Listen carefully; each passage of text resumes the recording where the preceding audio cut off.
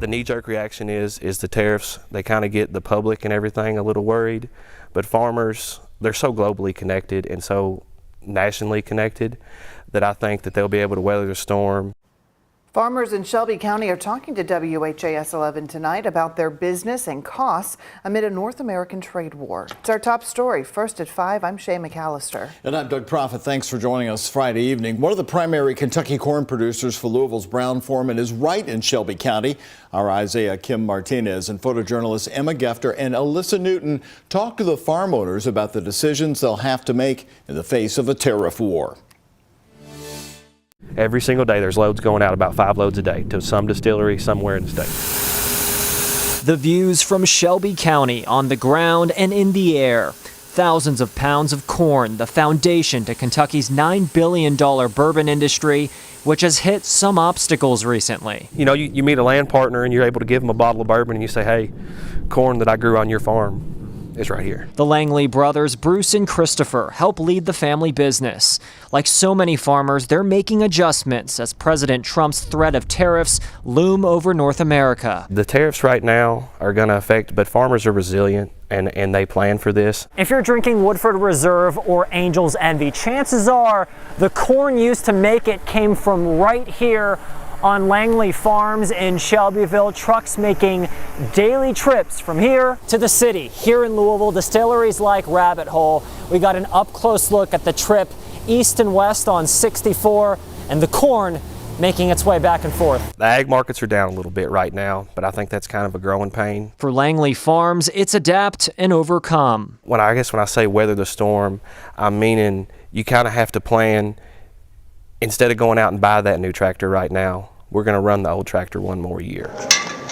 Canada, one of Kentucky's major export markets, seen taking Kentucky bourbon off the shelves. If we see a decline in the bourbon market, well, then we can switch to a conventional or a traded corn, which would be corn that we don't use for bourbon, and it'd be more suited for livestock production. The Langleys have been producing grains like non-GMO corn, soybeans, and tobacco since 1989. Bowl of farming, you're gonna mess up. Yeah. The thing is learning from what you messed up. They're confident Trump's plan will be short-term pain for a long-term gain. I think our president, he's a businessman at heart, and he has the best for our country in mind. You can see a 60 to 70 cent swing in the market, not from tariffs. There's so many other things that plays in. I guess we're so used to volatility that the tariffs makes you wonder.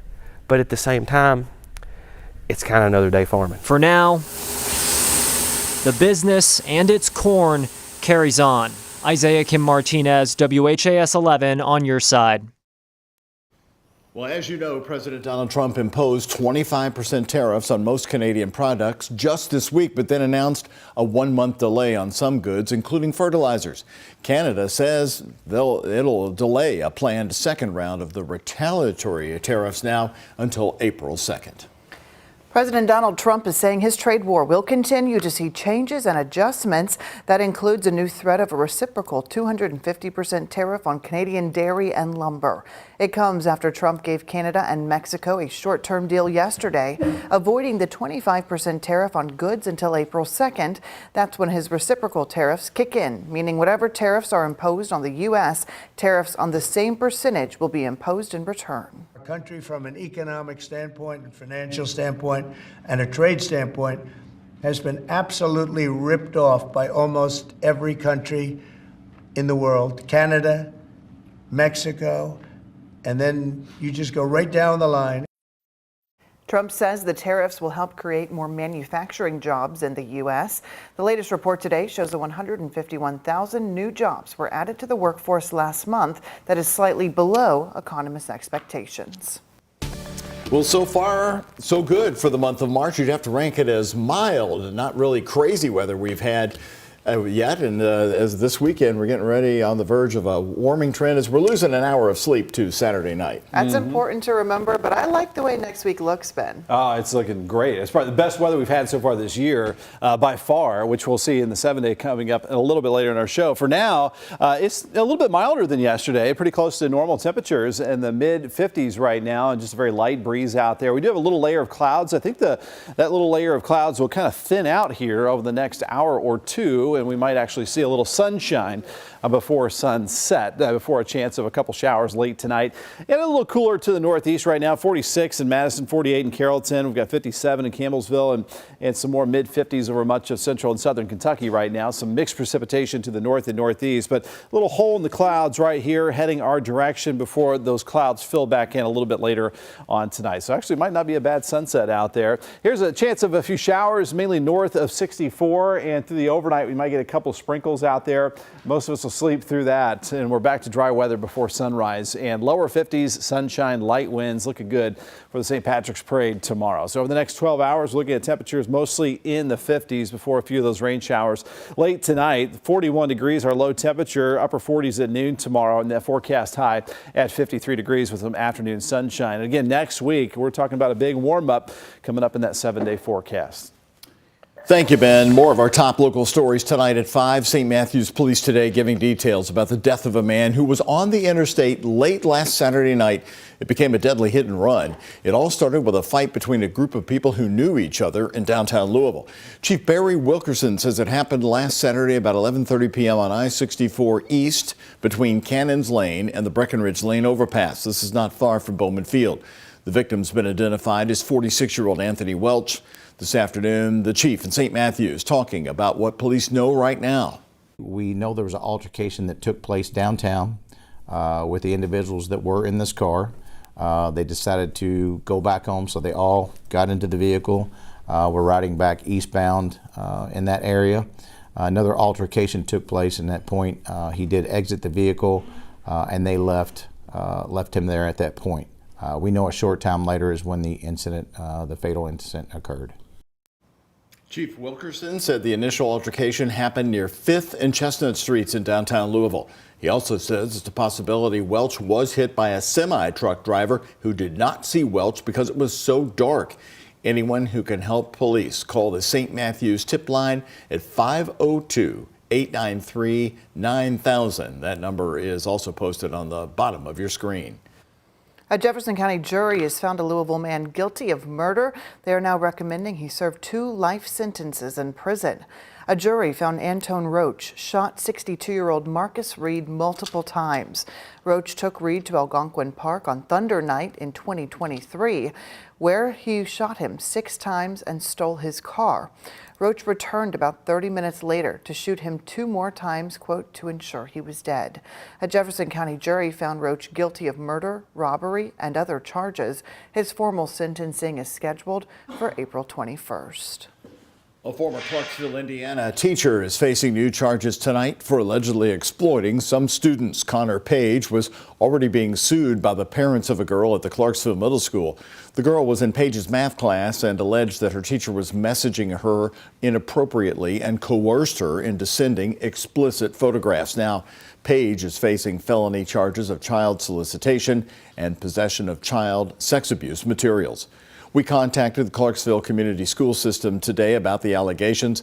A spokesperson sending this, quote, when the initial allegations were brought to our attention, we immediately reported to law enforcement and the Department of Child Services, going on to say the well-being of our students is our highest priority and we will continue to fully cooperate with law enforcement, end quote. Page, the teacher, is scheduled to face a judge in Clark County on March 10th. 5 people were hurt today when a car hit an Amish buggy in Breckenridge County. Right now, the buggy driver and a child are still at U of L Hospital with serious injuries. According to police, Brenda Aubrey rear-ended the buggy on Kentucky Highway 259. On board were a 33-year-old woman and 3 young children. Kentucky State Police say they were all airlifted to Louisville for treatment. 2 of the children were released. 2 others are still in the hospital. Kentucky State Police are investigating the crash. They tell us right now no charges have been filed. 10 to 15 minutes. A lot of people are getting up earlier to go to work because of it or coming home a little bit later. I don't want to say people get used to it because it is a nuisance, but people know how to plan for it at this point. Well, if you live in and around Floyd County and New Albany, you've probably budgeted some extra time for your daily drive. With the Old Vincennes Road closure this week and a month without the Blackiston Mill Bridge, the county is busy high and low with repairs. Right here at 5, Ian Hardwick and photojournalist Jessica Farley are checking in on the work coming ahead.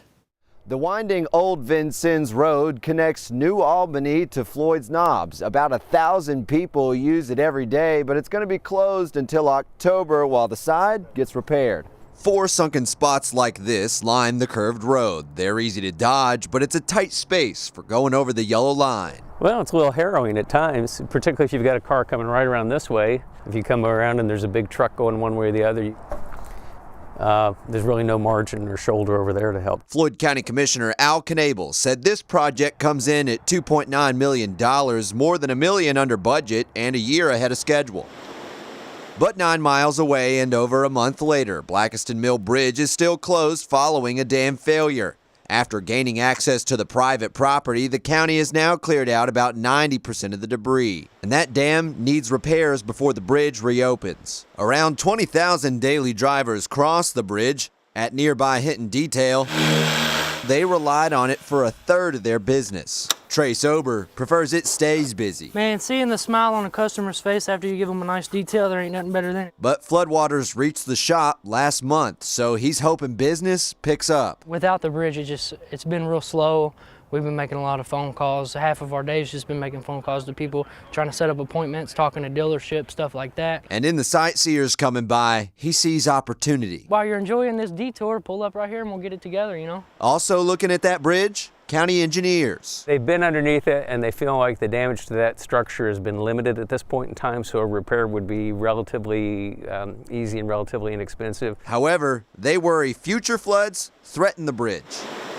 And now that Silver Creek's water levels have calmed down, it's easier to see the damage of the dam, that wall having fallen over where the water started rushing around. Now, Commissioner Knable says there's 2 ways it can be fixed, either lowering the dam as a whole or fixing that wall. The only timeline he shared for reopening was this spring. In Floyd County, Ian Hardwick, WHAS11, on your side. And the repair options for the dam must be approved by Indiana's Department of Natural Resources.